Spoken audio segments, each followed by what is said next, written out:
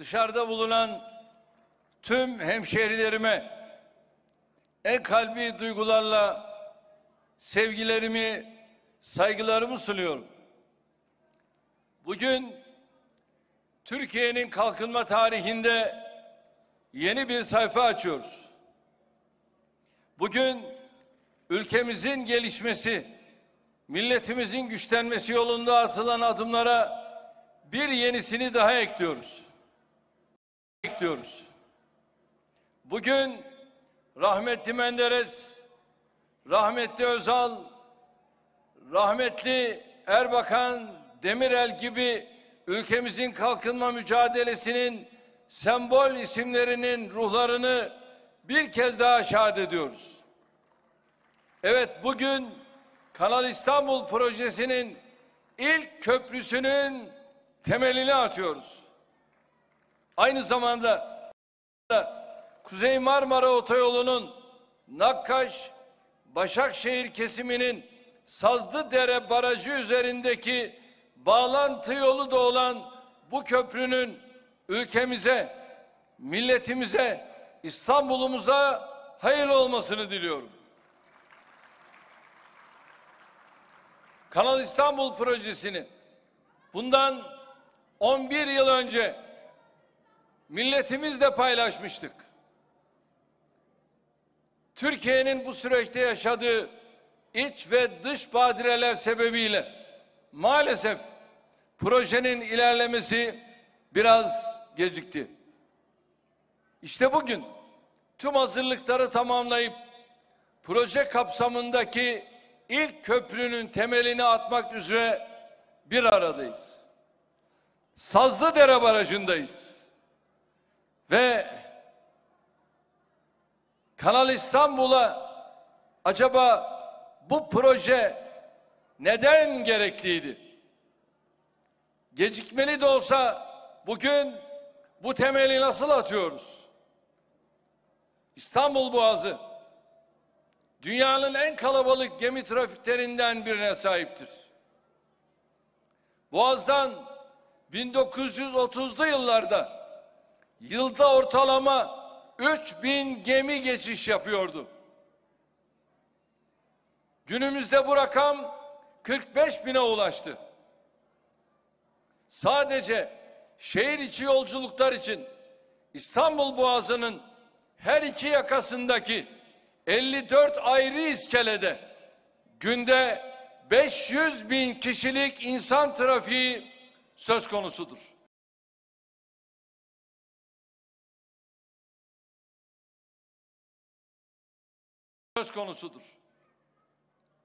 Dolayısıyla Boğaz'da hem kuzey, hem güney, hem doğu batı istikametinde her sınıftan ve kapasiteden çok yoğun bir gemi trafiği yaşanıyor. Aynı dönemde Boğaz'dan geçen gemilerin uzunlukları 50 metreden 350 metreye kadar da yükseldi. Her büyük geminin boğaz geçişi şehir için ciddi risk anlamına geliyor.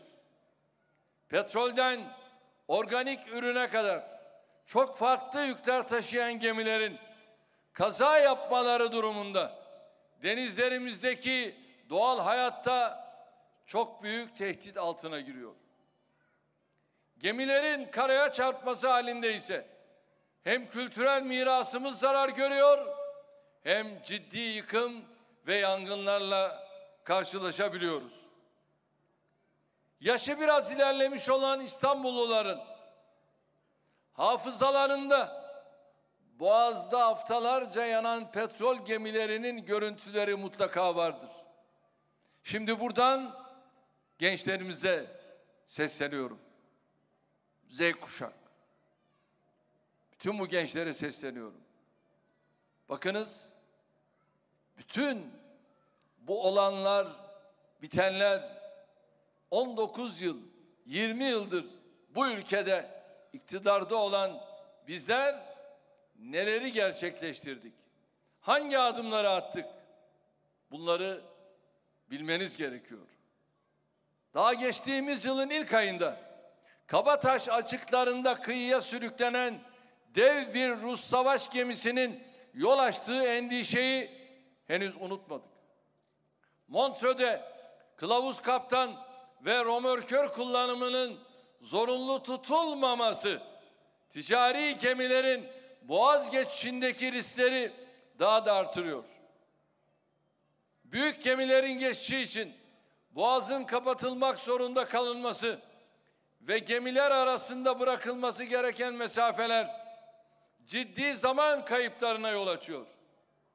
Bu tür gemiler için beklemede geçen her saat önemli bir maliyet demektir. Yapılan projeksiyonlar 2050 yılında Boğaz'dan geçecek gemi sayısının 78 bini bulacağını gösteriyor.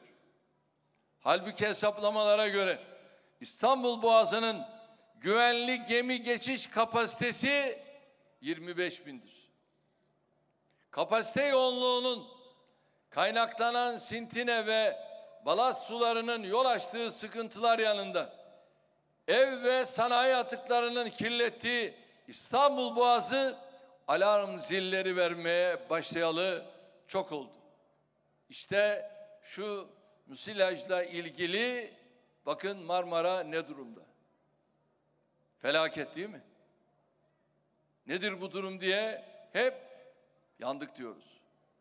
Boğazı gemi geçişlerine kapatamayacağımıza göre artan trafiği karşılamak için yeni bir kanal inşası düşüncesini gündeme getirdik. Esasen biz Kanal İstanbul'a, İstanbul'un geleceğini kurtarma projesi olarak bakıyoruz. Aziz milletim, Kanal İstanbul projesiyle amacımız her şeyden önce İstanbul Boğazı ve çevresindeki vatandaşlarımızın can ve mal güvenliğini sağlamaktır. Boğaz'ın tarihi ve kültürel dokusunu güvenlik altına almak için de bu projeye ihtiyaç vardır. Gemi trafiği yükünün hafifletilmesi, Boğaz'ın giriş ve çıkışındaki beklemelerin azaltılması, Boğaz'daki seyir zorluğundan kaynaklanan sıkıntıların ortadan kaldırılması da projenin amaçları arasında yer alıyor.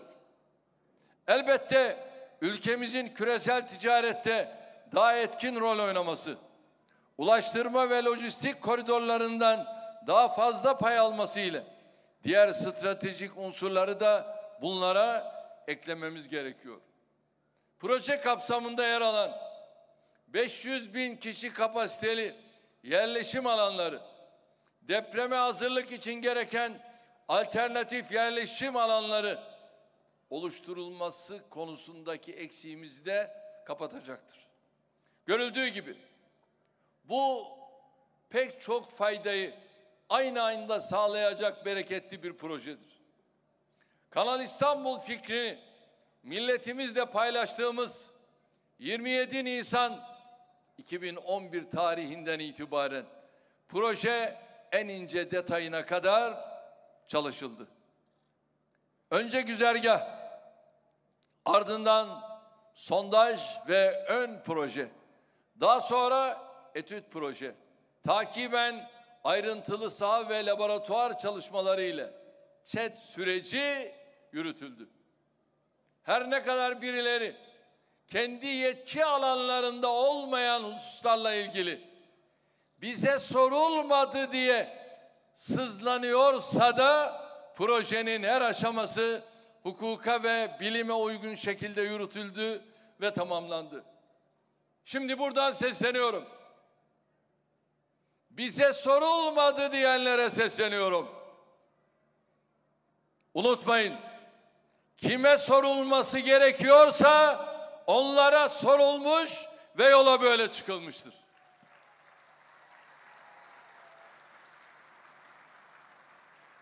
Ya siz zaten bu ülkede bugüne kadar dikili bir ağacınız yok. Bu ülkede sizler şu ana kadar Yavuz Sultan Selim Köprüsü'nü yaptık. Aynen bugün Kanal İstanbul için nasıl çıldırıyorsanız Orada da öyle çıldırdınız. Marmaray'ı yaptık. Marmaray'da yine aynı şekilde önümüzü kesmeye çalıştınız. Çılgınlar gibi. Ama yaptık. Avrasya Tüneli'ni yaptık. Yine onun da önünü kesmek istediniz. Osman Gazi'yi yaptık. Onun da önünü kesmek istediniz. İstanbul-İzmir yolunu yaptık. Onun da önünü kesmek istediniz. Eğer biz sizi dinlemiş olsaydık bunların hiçbiri yapılamayacaktı. Birinci köprüyü yaptık. Bizden önceki büyüklerimiz, onların da önünü kestiniz. Fatih Sultan Köprüsü'nde aynı şeyleri yaptınız. Eğer o zamanın iktidarları sizi dinlemiş olsaydı bugün ne Şehitler Köprüsü olacaktı, ne Fatih Sultan Köprüsü olacaktı, ne de Yavuz Sultan Selim Köprüsü olacaktı. Dinlemedik. Dedik ki kervan yürür. Ve kervan yürüdü.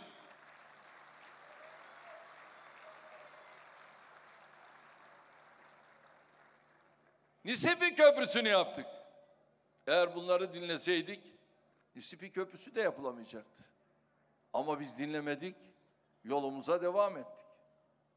Zaten bu hususlarda en küçük bir eksiklik, yanlışlık, usulsüzlük olsaydı şimdiye kadar çoktan ortaya çıkardı.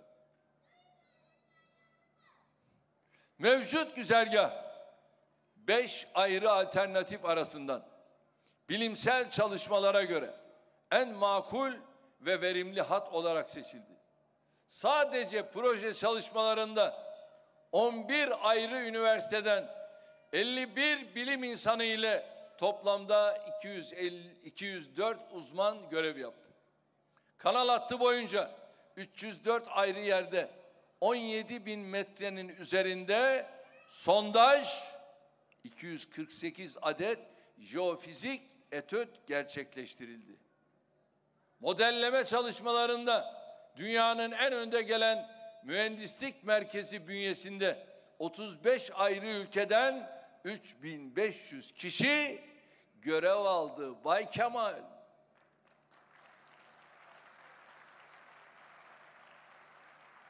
Biz neyi, nerede, kiminle yapacağımızı çok iyi biliriz.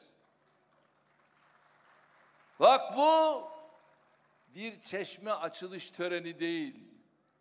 Bir çeşme musluk takma töreni de değil. Dünyada örnek kanallardan bir tanesinin bugün temelini atıyoruz.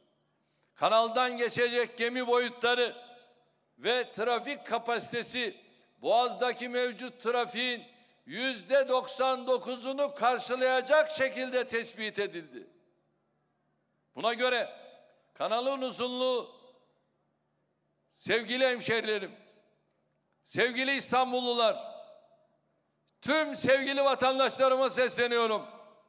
Kanalın uzunluğu 45 kilometre.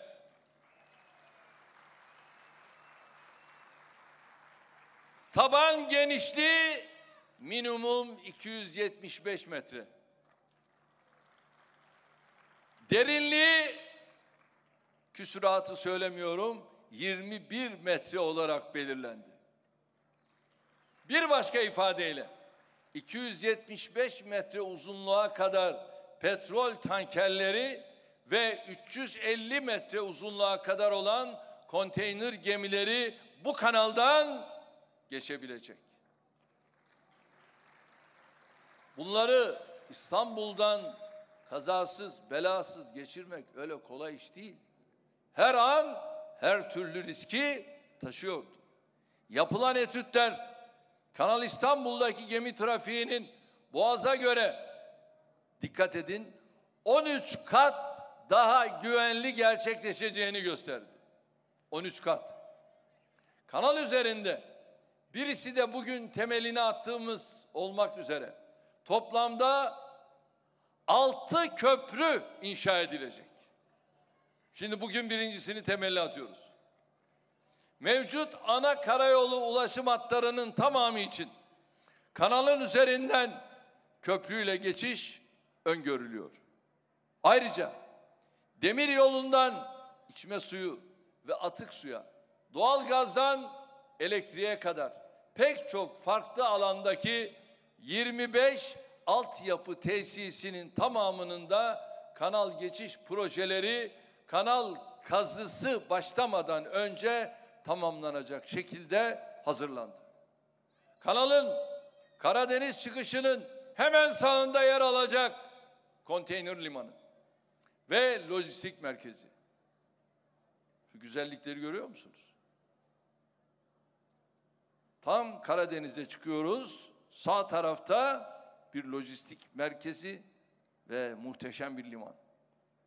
Ülkemizin dış ticaretine bu da yeni bir soluk getirecek. Yine Karadeniz çıkışının solundaki rekreasyon ve yenilenebilir enerji alanı da İstanbul'a ayrı bir değer katacak. Kanalın her iki yanında planlanan 500 bin nüfuslu yerleşim alanlarının da İstanbul'un merkezindeki baskıyı ortadan kaldıracağına inanıyoruz. Kanal İstanbul sadece Türkiye'nin değil, belki de dünyanın en çevreci projesi olarak hayata geçirilecektir. Proje alanının %52'si bu doğrultuda kullanılacaktır. Kanal İstanbul'un her biri ayrı emek gerektiren tüm mühendislik ve ÇED çalışmalarının bilimin ve tekniğin ışığında hukukun izinde yürütüldüğünün altını tekrar çizmek istiyorum. Bir şey daha bilmeleri lazım. Çevre Şehircilik Bakanlığı dediğimiz zaman bir duracaksın. ÇED raporlarını rahatlıkla Çevre Şehircilik Bakanlığı verebilir. Bunu da öğreneceksiniz. Tüm bu süreçte görev alan, sorumluluk üstlenen, katkı sağlayan bakanlarımıza, belediye başkanlarımıza, firmalarımıza, mühendislerimize, uzmanlarımıza ve herkese şükranlarımı sunuyorum. Bu uzun hazırlık döneminin ardından nihayet kanalın ilk köprüsünün temelini atma aşamasına geldik. İlerleyen dönemde hem kanal üzerindeki diğer köprülerin ve altyapı deplase çalışmaların kanal kazısını başlatacağız. Kanal İstanbul'u yaklaşık 15 milyar dolarlık bir maliyetle 6 yıl içinde tamamlamayı hedefliyoruz. Buradan geçecek gemilerden sağlanacak gelir ve proje kapsamındaki liman başta olmak üzere diğer unsurlardan elde edilecek kazançta Kanal İstanbul kendi kendini rahatlıkla finanse edecektir. Böylece Türkiye devletin ve milletin kasasından, kesesinden 5 kuruş çıkmadan kendi gelirleriyle finanse edilerek dünya çapında bir esere daha kavuşacaktır.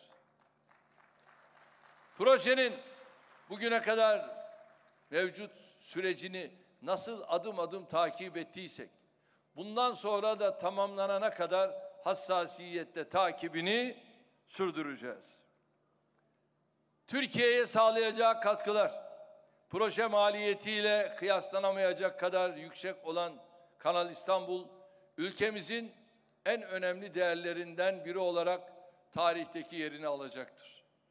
Rabbime bizlere bu günleri gösterdiği için hamd ediyorum.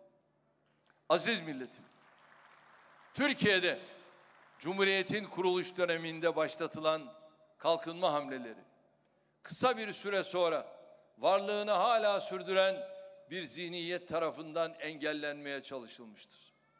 Ülkemiz yakın tarihi uçaktan motora, silahtan ilaca kadar her alanda başlatılan projelerin önlerinin bu zihniyet tarafından nasıl kesildiğinin örnekleriyle doludur. Kim bu isim? Evet, CHP.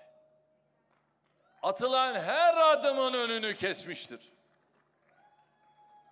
Şimdi bugünkü CHP'de aynen yine nasıl ön keseriz diye çalışmaların gayretin içindedir. Aynen onların yanında da onlara yandaşlık yapanlar yok mu? Var. Birlikte nasıl ön keseriz bunun gayreti içindeler. Uçak yapan Nuri Demirağ'dan, otomobil üreten lokomotif motoru geliştiren nice isimlere Cumhuriyetimizin kalkınma hamlesinin gizli kahramanlarının hazin hikayelerini artık tüm milletimiz biliyor. Tabii genç kuşak bunları bilmiyor. Bizim 19 yıl önce yaptıklarımızı bile bilmiyor. Eğitimde yaptıklarımızı, sağlıkta yaptıklarımızı, ulaşımda attığımız adımları, enerjide attığımız adımları bilmiyor. Ulaşım altyapısı konusunda bilmiyor. İşte değerli kardeşlerim, yapılan bölünmüş yollar, otoyollar, bütün bunlar maalesef genç kuşak tarafından bilinmiyor. İşte düşünün, 6.000 kilometreden alınan yollar şimdi 27.000 kilometreye geldi ama genç kuşak bunları bilmiyor. Gazi Mustafa Kemal'in de sürdürdüğü Osmanlı'dan miras demiryolu projeleri ipleri eline alır almaz kim tarafından durduruldu? İnönü tarafından durduruldu. İşte CHP'nin o engelleme politikalarının başlangıcı orası. Biz yeniden demiryolu inşasına başlayana kadar Türkiye bu kısırlığı yaşamaya devam etti. Nuri Demirağ'ın ürettiği uçakların ne ülke içinde satışına ne de ihracına izin vermeyerek fabrikanın kapısına kilit vurulmasına yol açtılar. Savunma sanayimiz gerçek anlamda küresel rekabet gücüne ancak bizim dönemimizde kavuştu. Rahmetli Menderes aralarında Vatan Caddesi'nin de bulunduğu bulvarları açarken buraya uçak mı indireceksiniz diye karşı çıktılar. Biz sadece şehir içindeki bulvarlarla kalmadık. Şehirlerimizin tamamını bölünmüş yollarla, köprülerle, tünellerle, viyadüklerle, dağları delerek, hep söylüyorum ya, Aşık Veysel gibi biz dağları deldik. Tünellerle, viyadüklerle birbirine bağladık. GAP projesi ilk gündeme geldiğinde milletin hakkını yiyecekler diyerek ortalığı ayağa kaldırdılar. Keban Barajı için kurbağalara göl yapıyorsunuz.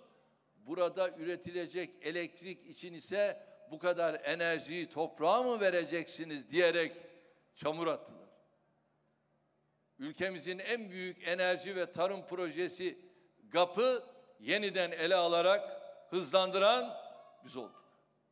İstanbul Boğazı üzerinde inşa edilen 1. köprüye buradan mutlu azınlık geçecek diye karşı çıktılar.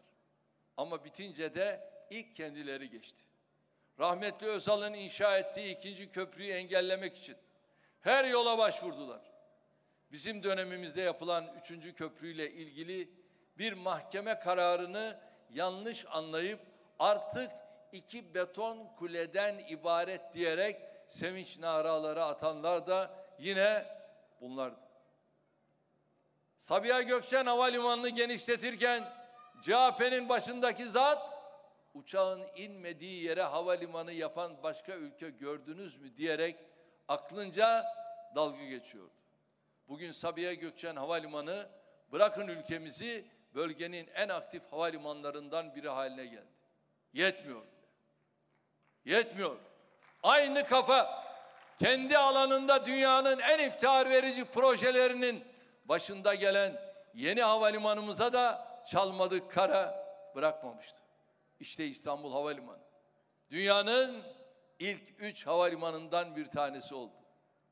Ey CHP, sizin gidecek yeriniz yok.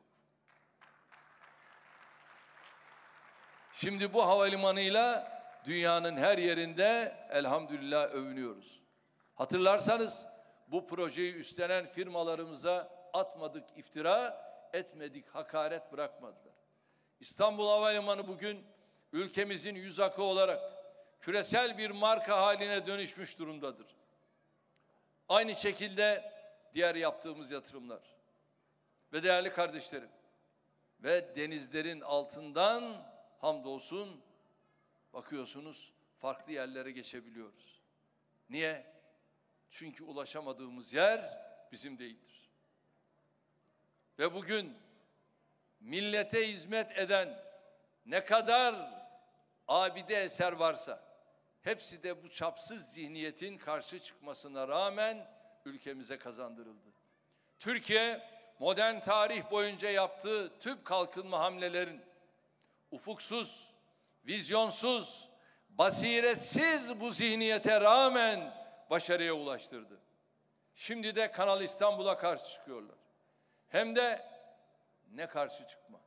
Siyasetteki ferasetsizliklerini, icradaki kifayetsizliklerini, proje üretmekteki kısırlıklarını bir kenara bıraktım.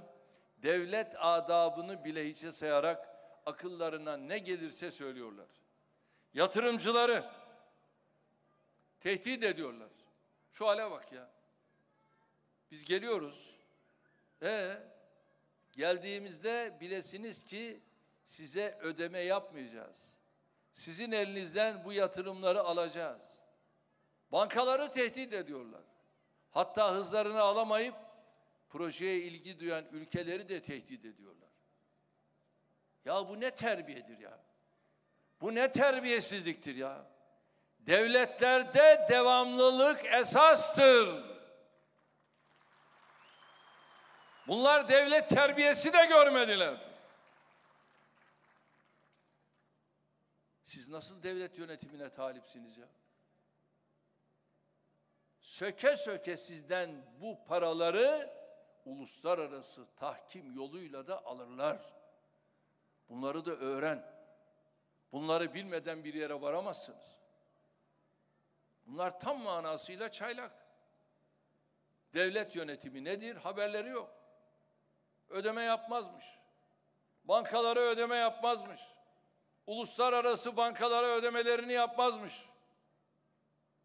Milletimiz CHP kafasına kalsa ülkenin ne bu barajlara, ne bu köprülere, ne bu yollara, ne bu fabrikalara, ne bu hizmetlere kavuşamayacağını bildiği için söylenenleri ciddiye almıyor. Bu halk kimin bu ülkeye eser ve hizmet kazandırmak için ter döktüğünü, kimin de avara kasnak gibi sürekli aynı şeyleri söyleyerek hiçbir iş yapmadan sırt üstü yattığını görüyor, biliyor.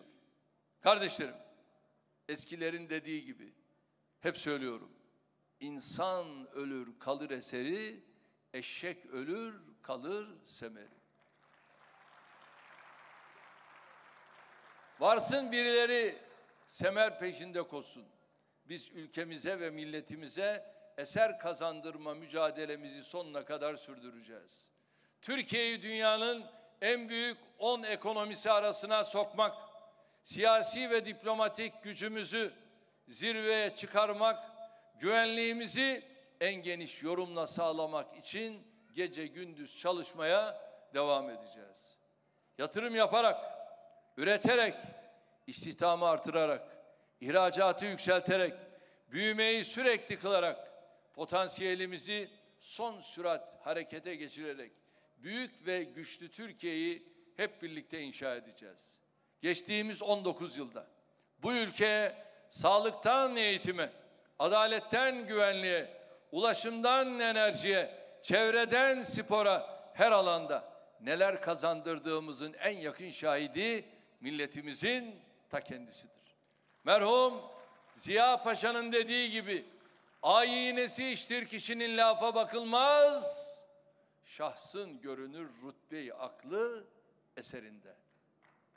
Bizim de referansımız 19 yılda Cumhuriyeti ve Türkiye'yi nereden nereye getirdiğimizi bilen milletimizin ta kendisidir. Evet, bizim referansımız demokraside ve ekonomide ülkemizi dünyanın en üst ligine çıkarmamızdır. Bizim referansımız 84 milyon vatandaşımızın her birinin hayat kalitesini yükselten, geleceğini aydınlatan, umutlarını güçlendiren başarılara imza atmamızdır. Kanal İstanbul işte bu atılım zincirinin yeni bir halkasıdır. Bugün ilk köprüsünün temelini atıyoruz. Yarın altyapı işlerine başlayacak, öbür gün kanalın kazmasını vuracak, makinaları çalıştıracak ve böylece bir abide eseri inşallah milletimizin emrine vereceğiz. Fatih İstanbul'u fethederken gemileri karadan yürüterek dünyayı kendine hayran bırakmıştı.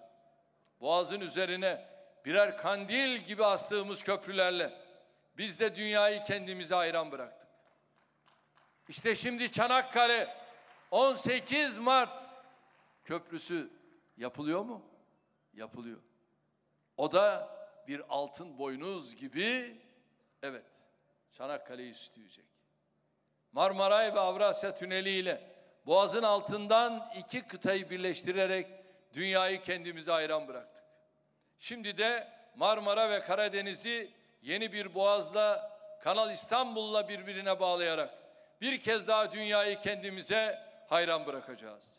Rabbim yar ve yardımcımız olsun diyorum.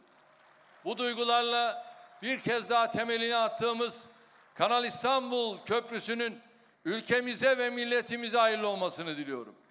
Projenin ilk gününden şu anına kadar her aşamasında emeği geçen mimar, mühendis, işçi hepsini tebrik ediyorum. Ve değerli kardeşlerim, Rabbim kazadan, beladan muhafaza buyursun inşallah.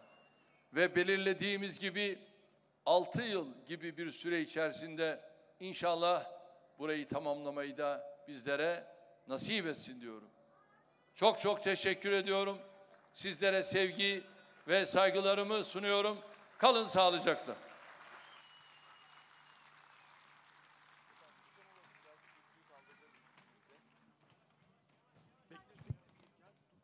Başkanım.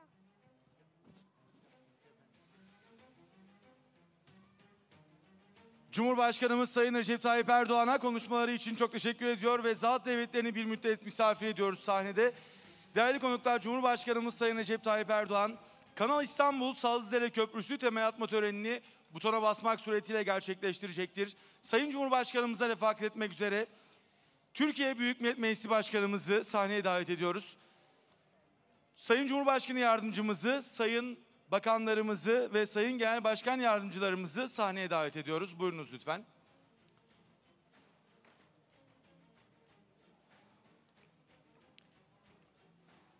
Evet, sayın milletvekillerimizin de merdivenlere doğru gelmelerini önemli rica ediyoruz.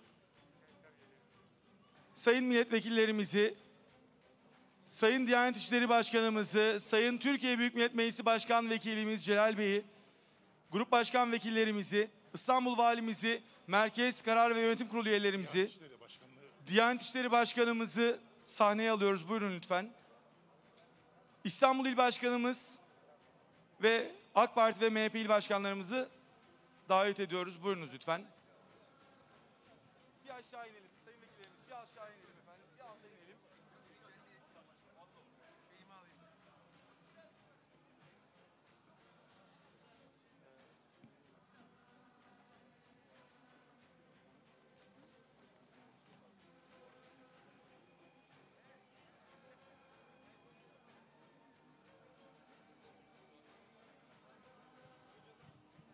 Öncelikle dua yapmak üzere mikrofonu Diyanet İşleri Başkanımız Profesör آمين. أعوذ بالله من الشيطان الرجيم. بسم الله الرحمن الرحيم. الحمد لله رب العالمين والعاقبة للمتقين ولا عدوان إلا على الظالمين والصلاة والسلام على رسولنا محمد وعلى آله وأصحابه أجمعين. Ya İlahel Alemin, şu anda hep birlikte millet olarak ellerimizi senin rızan için kaldırdık. Bizleri dergâh-ı uluhiyetinden boş çevirme Allah'ım. Ya Rab, şu anda yapmış olduğumuz, temelini atmış olduğumuz Kanal İstanbul'u devletimiz için, milletimiz için, insanlık için hayırlı eyle Allah'ım. Allahümme Rabbi yessir. Ya Rabbi, bu eseri yapmak için bizlere kolaylıklar nasip eyle. Ve la tuassir. Zorluklardan uzak eyle. Rabbi temmim bil hayr. Ya Rabbi, hayırla tamamlamayı bizlere nasip eyle Allah'ım. Ya Rab, sen buyuruyorsun ki Estaizu billah ve en leyse lil insani illa ma sa'a. İnsana ancak ve ancak çalıştığının karşılığı vardır. Ve enne sa'yehu sevfe yura. Ve çalıştığının karşılığını mutlaka görecektir. Ya Rab, biz senin rızan için çalışıyoruz. Devlet adamlarımız senin rızan için çalışıyor. Milletimizin huzuru, refahı için çalışıyor. Amellerimizi, niyetlerimizi senin rızana uygun olarak yarat ya Rabbi. Ya Rabbel Alemin, en güzel bir şekilde çalışmayı ve senin rızana göre hareket etmeyi bizlere nasip eyle Allah'ım. Ya Rabbel Alemin, bütün milletimizi, devletimizi ilelebet payidar eyle, daha nice hizmetler yapmayı bizlere nasip eyle Allah'ım. Ya Rabbel Alemin, bu güzel eseri ve nice eserleri her türlü kazalardan, belalardan muhafaza eyle Allah'ım. Hayırlı bir şekilde tamamlamayı nasip eyle Allah'ım. Kâfeye ehli iman ve ehli İslam ervahı için, Allah rızası için El Fatiha.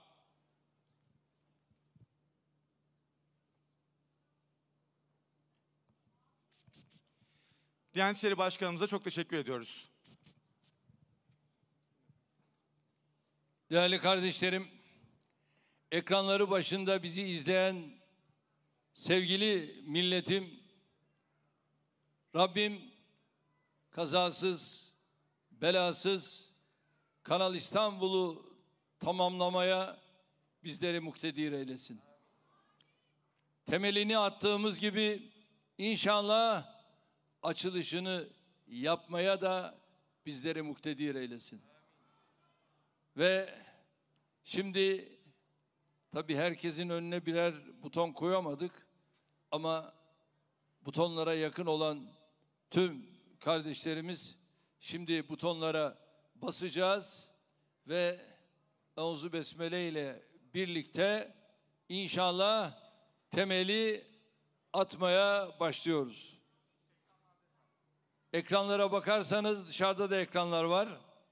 Bu ekranlardan da takip edebilirsiniz.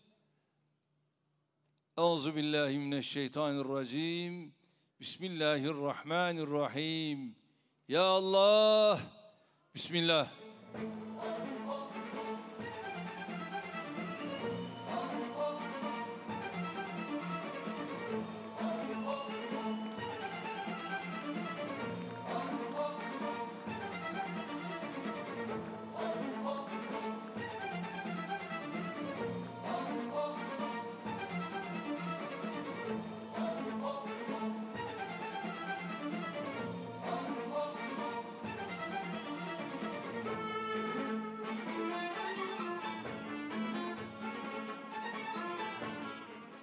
Evet, tüm bu mutluluğu beraber yaşayan kardeşlerimize şahsım, partim, milletim adına teşekkür ediyorum.